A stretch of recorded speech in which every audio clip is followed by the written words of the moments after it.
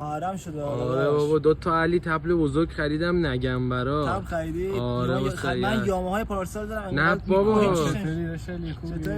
آره تبل. داشتم فامیلمون فقط کارش تبله. تبل میزنه لویی ویتون، گوچی. چی؟ تبل لویی ویتون مگه داری؟ چی گوه می‌خوری؟ به مولا داریم. بیاین می‌خوای وقتی چیزی که نمیدونی چرا اصلا داداش میگم داریم یه فامیل ما داره. علی به نظر چی بندازم روش تقویت چه رو؟ داداش جای استرس بارا میتونی اینجا بندازی. این یک بعد این شمعای تقویتی هم میتونی. باز اومد. چی می‌خوای تقویت کنی؟ به تو چه؟ استرس بار داشت تو چیکار استرس بار می‌خوای ببندی؟ داش ببر پیش فامیل ما برات موتور سوپرا ببنده مف با 5 چی تومن. گفتی؟ دهن سرویس خود ماشینش نمیده موتورش همون با 5 تومن برات میندازه.